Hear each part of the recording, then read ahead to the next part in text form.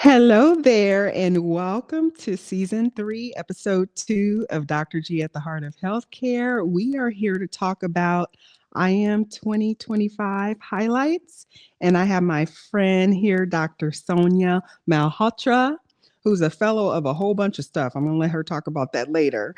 But we are here to talk about all the fun stuff we did. And NOLA, welcome to the podcast. Thank you so much, Dr. Gidry. It's so great to see you as always. I feel Always, like we always always. meet up. Yeah, we were able to see each other in Denver recently at the American Academy of Hospice and Palliative Medicine, HAPC 2025 in Denver. So that was totally fun.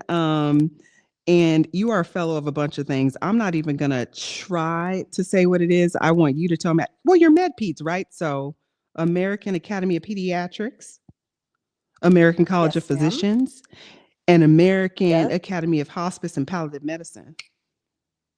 You just got yes. that one there, Finally got huh? finally got the 3 Wow. fellowships. Oh, congratulations. Thank you so much. So Thank you it so much. was it was so great that you were hosting in your hometown. How did that feel? Being in New Orleans is just amazing. I wish more conferences would come to New Orleans. American Academy of Hospice and Palliative Medicine, we need you to come back. So it was great to see the American colleges come to us. What a great conference. Yeah, I heard yesterday Jennifer told me the Alliance is going to be there in November, so I might be sneaking back over there.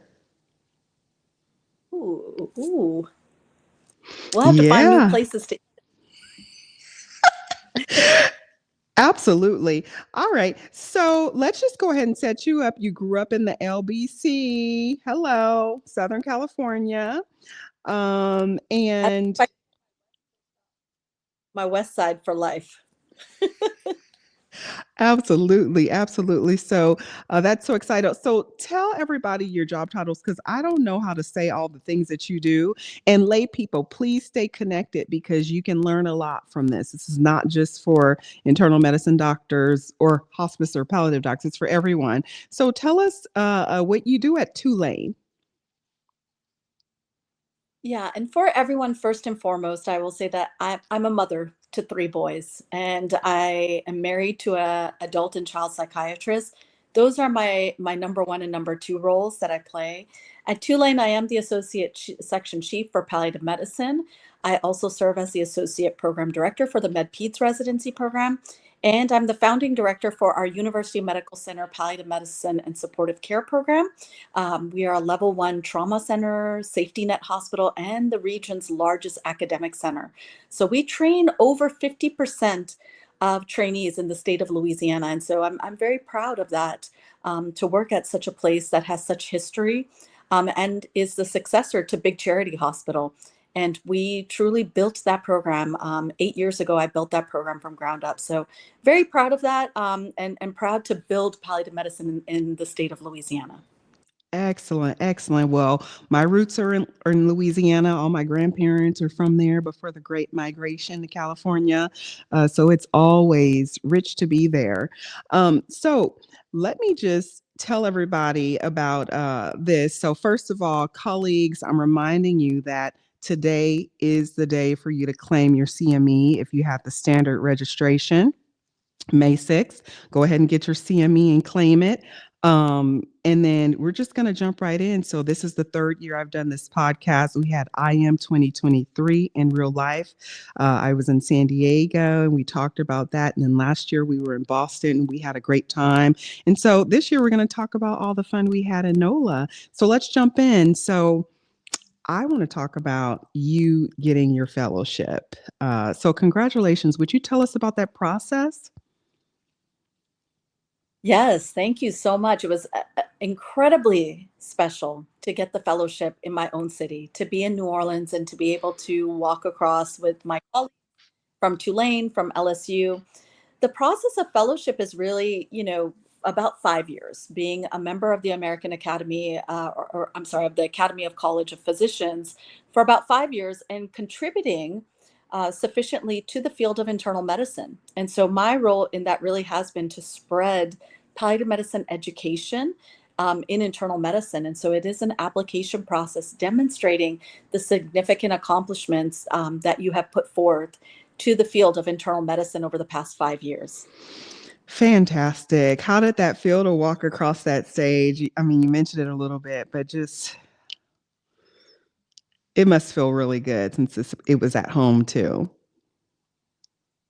Yeah, and just to be amongst colleagues, and we didn't get to walk across the stage, but we did walk across the area, and when they said Louisiana, everyone went crazy, and so it felt like people were excited and energized to be in New Orleans. So I loved it. I thought it was great, and we have some pictures up on the Tulane Instagram page of those of us Tulane physicians who achieved fellowship status. So there's at least 2 of us up there. Excellent, excellent. Well, I have the privilege of going. I'm a part of ACP SoCal Region 3, and I was honored to receive the Trailblazer Award. That's what my stole is for. Just it just, it's awesome that they're recognizing the work in home care because, many of our patients, as we know, with, chronic diseases, when they come to the end stages of those, they're homebound. And so, it's sacred work. And I'm just so grateful that I can be a bridge from academia to home. So That's bravo. amazing. That is Yeah. amazing. Congrats Yeah. to you. What a great and fitting award for an amazing human being. You're so sweet. So let's go to our highlights. So first of all, I am so excited that this palliative talk was on day one. Let's start there. Like I was screaming. I had taken that session from my hotel room. I love how we have the hybrid option. So we can go live or we can do it from our devices. And so I was literally talking to the screen and cheering things on for your session. It was entitled Palliative Care for the Medical Inpatient, when and how. So, in a nutshell, what would you say the when and how is for people listening?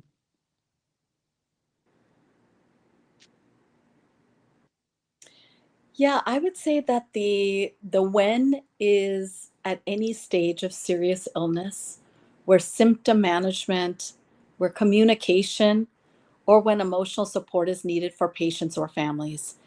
And I think so many people who take care of chronically ill patients think that palliative medicine is the care of dying individuals. And certainly, care of people who are dying is a part of the work we do. There is no shame in that game. And yet, what else can we do? The care of patients living, and I said living with cancer, living with CHF, living with COPD, living with chronic, complex, chronic illnesses. I guess I've said chronic a couple of times. And really helping them with their quality of life, their symptoms, the communication, the emotional support that our patients and their families require. And so I was able to, thankfully to Dr. Miguel Panigua, who is one of the VPs in the American College of Physicians, present this to a majority of hospitalists. There were some PCPs there to talk about when palliative medicine is appropriate for the medical inpatient and how to place a consult, what the constraints are if your palliative medicine team is not staffed well enough and doesn't have the bandwidth to see your patient, how you can sort of manage certain symptoms, including a focus on nausea and vomiting, pain management, and some of the newer modalities in pain management, including buprenorphine. It was wonderful. It was wonderful. And I applaud all the work you're doing. We have folks in the social media world like Dr. Matthew Tyler, How to Train Your Doctor, a palliative physician.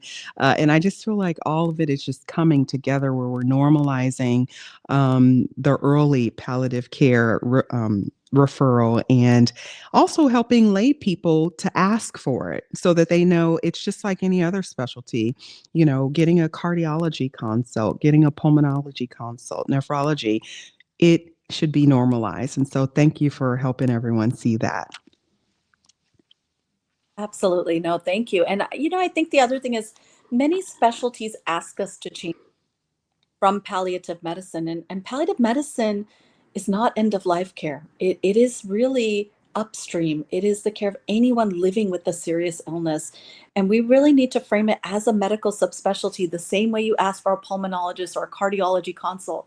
You can ask for patients listening to this for a palliative medicine consult. And we need our clinicians to recognize that and realize that and get us involved early. Yes, and let's work in conjunction. And then I'll get them when they come to hospice, not crash into us at the last minute, but early on too. All right. Well, let's just go day by day, about, the things that we liked. So I actually have to rewind. Wednesday, I know you did some pre-con. Let me tell you what I did on Wednesday. Okay. I dropped my little thing on the floor, so let me grab it.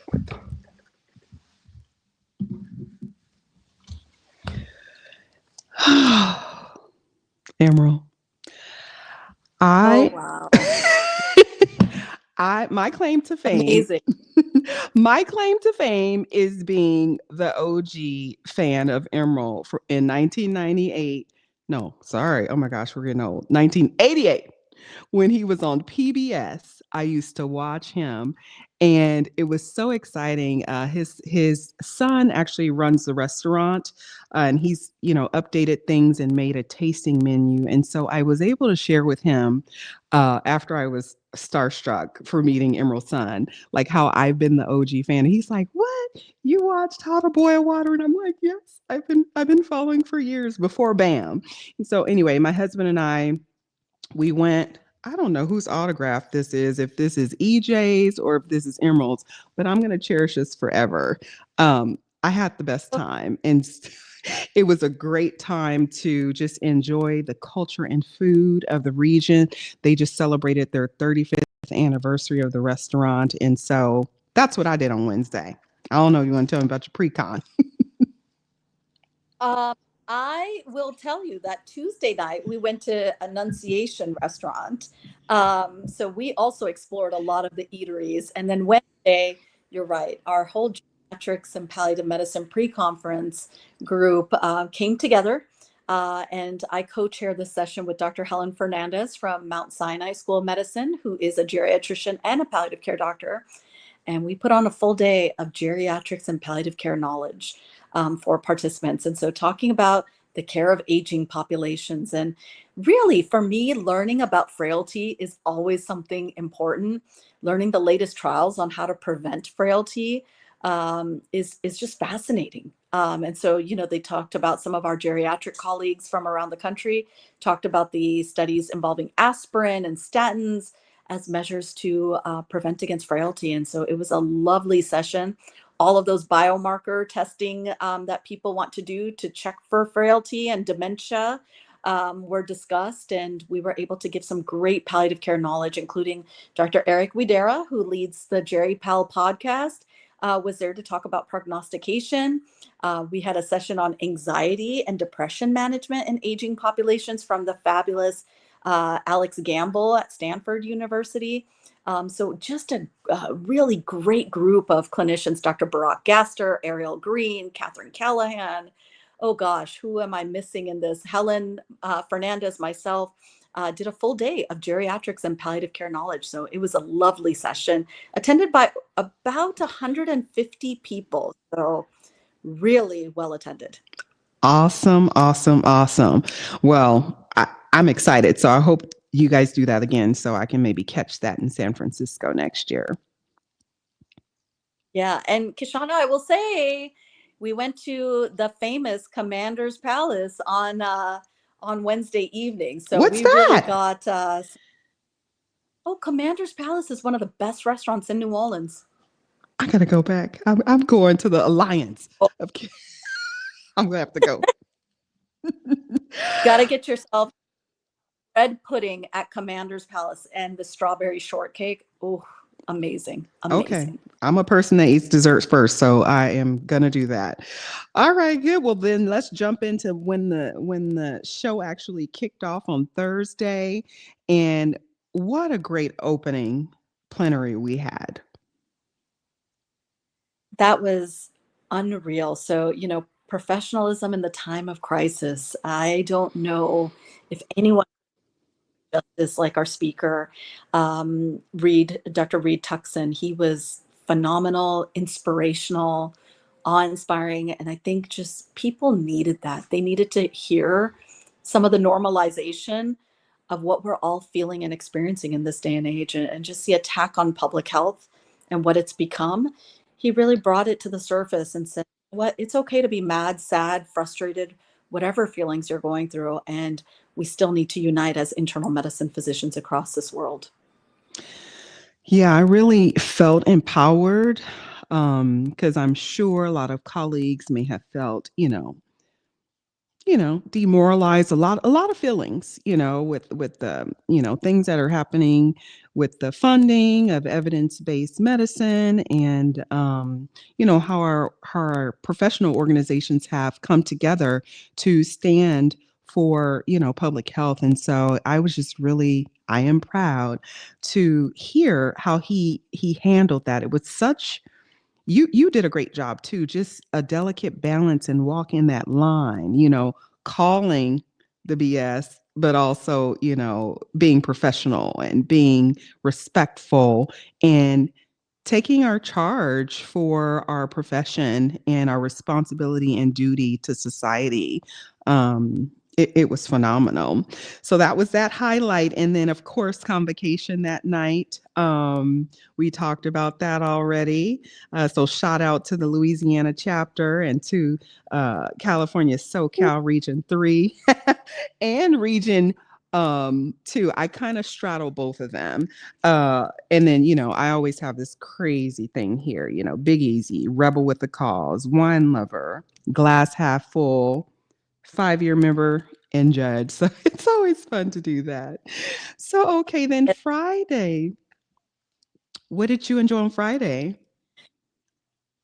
I have to tell you, Dr. G, I love the hot topics and ethics. I don't think you can be a palliative medicine clinician and not attend something relative to ethics. And this was a fascinating conversation on organ transplantation and really brought to light a New York Times article last year about organ transplants and how, several places that list is not necessarily being followed and people are being skipped around. So really brought to light some really serious challenges in the world of ethics and how do we start to mitigate those so that there's equitable care and that is still an important term of endearment that we have to really think about in our work across this world.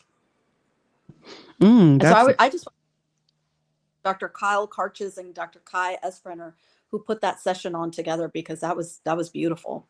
And I should say the plenary in the morning from the Annals of Internal Medicine group that talked about the ACP guidelines on therapeutic marijuana. Were very. That was great. What did you enjoy? That one also, and just everyone, I always go to all the highlights. So I touch on all the body systems, hematology, oncology, pulmonology, cardiology. Oh, the cardiology update is always amazing. Dr. Yancey, American Heart Association. But yeah, that plenary I loved. I don't have her name handy, but someone was from Israel doing the chat. Doing the talk up there, I should say. And then also there was some AI that they were talking about and some research or something they did at Cedars-Sinai. So sorry I don't have that. I'll put a link to it in the show notes, but that was awesome and blew my mind. Right. That is great. What a great group of articles they chose this year to talk about at the plenary. Very engaging. Yeah. And then Friday, I always go to the networking luncheon for women physicians. So this is apropos for us as mothers, wives. I love how you said our first duties, what they are. Really talked about, first of all, I love how there were tickets. And so if we wanted to go, we could go. Previous years, some like last year, I wasn't able to go because, it cut off. There was a line. And so they could only let so many people in. But I ended up having a great time with a friend, Meg from New York. Congrats to her for becoming, I think she got her master's, ACP, MACCP. But anyway, they talked a lot about having work-life integration. And that was a new term for me, but it is something that I love to do, just like we did here in NOLA, having my husband go. We stayed at additional time so we could go to Lafayette and visit with family, and going to Emeralds. And so I love that. And they talked about the joy, we talk about FOMO, the fear of missing out. They talked about the joy of missing out, like being okay with not doing everything. We don't have to be all and do all. And so I don't know if I'm sure you live like that. I could tell you have balance. Dr. G, I think one of the things that's really important to me is we often call work-life integration work-life balance. And for me, I like the word work-life rhythm because sometimes precedence, sometimes your life takes precedence. How to get into a rhythm where each of those holds value. I think balance implies that both always hold an equal footing, and that's just not the case. Sometimes your work will take precedence, your life will take precedence. For instance, when I travel to give talks, my work takes precedence, but then when I come back, my kids and my husband, my family, my friends, they take precedence. And so how to get into that rhythm where you have a multitude of roles that you are attending to, and have joy in that. I love that word JOMO, or joy of missing out. I think we need to subscribe. It's important. It's important in this day and age. I'm stealing that. We are doing work-life rhythm. That's fire. Yeah. That's what I'm here for. Okay. Well, then let's see. That was Friday, and I'll say I also was able to go back to Emerald's and hang out at the counter there, and that's where I got my close up with EJ. Oh, so while you went to Emerald's, I was at Lil Dizzy's, and Lil Dizzy's is this cute little restaurant that serves the best fried chicken in New Orleans. Now, I am a vegetarian, so I didn't have the, but my friend Dr. Holly Yang did, and she said it was fire. I will tell you, I all the sides. One of them was buttery goodness. So, Lil Dizzy's be on for next.